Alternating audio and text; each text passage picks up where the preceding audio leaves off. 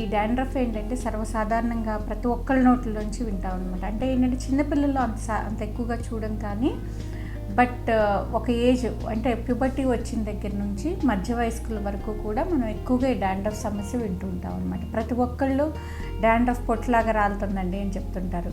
ఇదేంటంటే వింటర్లో మనం ఇంకా ఎక్కువగా చూస్తుంటామండి. అలాగే ఏంటంటే మనకి స్ట్రెస్ఫుల్ లైఫ్ స్టైల్లో అనమాట. ఇప్పుడు కొంతమందికి ఎక్కువగా స్ట్రెస్ ఉంటుంటుంది అనమాట. ఆ స్ట్రెస్ ఉన్నప్పుడు డాండ్రఫ్ అనేది ఎక్కువ అవడానికి అవకాశం ఉంటుందన్నమాట. అసలు ఈ డాండ్రఫ్ ఎందువల్ల వస్తుంది, దీనికి కారణాలు ఏంటి అంటే కనుక ఇప్పుడు మామూలుగా ఎనీ ఫంగల్ ఇన్ఫెక్షన్స్ అండి. ఇప్పుడు ఏంటంటే లైక్ సెబరేటిక్ డర్మటైటిస్ కానీ, ఆర్ ఈస్ట్ ఇన్ఫెక్షన్స్ కానీ, or any kind of dry scalp అనమాట. అంటే ఏంటంటే కొంతమందిలో స్కాల్ప్ చిన్నప్పటి నుంచి కూడా డ్రైగా ఉంటుందన్నమాట. ఈ స్కిన్, ఈ డాండ్రఫ్ అనేది ఏంటంటే నథింగ్ బట్ స్కేలీ స్కిన్ అనమాట. స్కిన్ సెల్స్ విడిపోయి అలా స్కేల్స్ లాగా ఫామ్ అయ్యి అవి రాలిపోతుంటాయి అనమాట. దాన్ని డాండ్రఫ్ అంటాం అనమాట. సో చాలామందికి ఇంకో అపోహ ఏంటంటే సరిగ్గా వాష్ చేసుకోకపోవడం వలన డాండ్రఫ్ వస్తుంది అనుకుంటారండి. కానీ అది మిత్, చాలా మట్టుకి మిత్ అనమాట. ఎందుకంటే సరిగ్గా వాష్ చేసుకోవడం వల్ల కాదండి, ఒక్కొక్కసారి డ్రై స్కాల్ప్ వాళ్ళల్లో కూడా ఎక్కువగా వాష్ చేయడం వల్ల కూడా మనం ఈ డాండ్రఫ్ అనేది ఎక్కువగా చూస్తుంటాం అనమాట.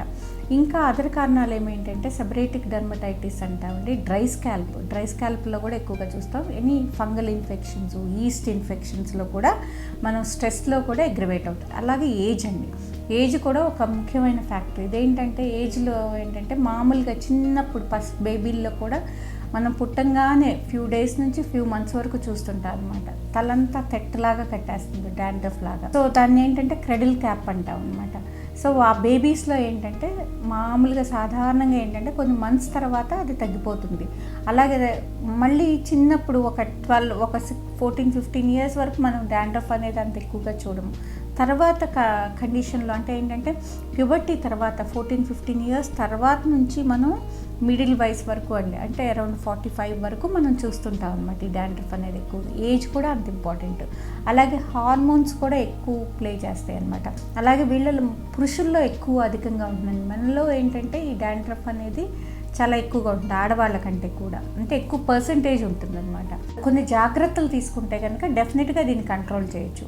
అది షాంపూలు కొంతమంది ఏంటంటే ఎక్కడ ఓవర్ కౌంటర్లో మార్కెట్లో ఏ కొత్త షాంపూ వస్తే ఆ కొత్త షాంపూ ట్రై చేస్తారు. కొన్ని రకాల గాఢత ఎక్కువ గల షాంపూస్ ఉంటాయి అన్నమాట.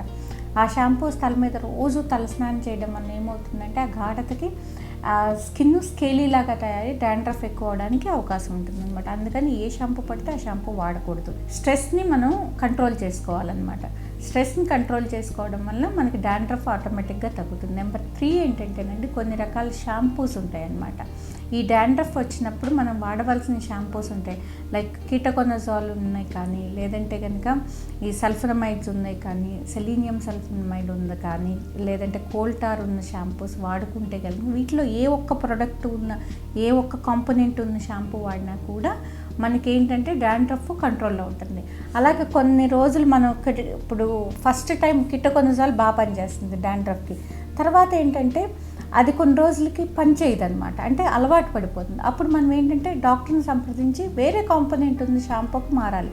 అలా మార్చుకుంటూ ఉంటుంటే కనుక డాండ్రఫ్ అనేది మనకి కంట్రోల్లో ఉంటుంది. లైక్ సాల్సిలిక్ యాసిడ్ ఉన్న షాంపూస్ అలాంటివన్నీ. సో ఒక్కొక్కసారి మరీ ఎక్కువగా ఉంటే బీటామెథాజోన్ అండ్ సాల్సిలిక్ యాసిడ్ ఉన్న షాంపూతో ఆ పిచ్ అంతా తీసేసి తర్వాత కీటకొనజాల్ కానీ, లేదంటే సెలీనియం సల్ఫనమైడ్స్ కానీ ఉన్న షాంపూస్ ఇవ్వడం వల్ల లోపలికి పెనిట్రేట్ అయ్యి డాండ్రఫ్ని పూర్తిగా తొలగించడానికి అవకాశం ఉంటుందన్నమాట.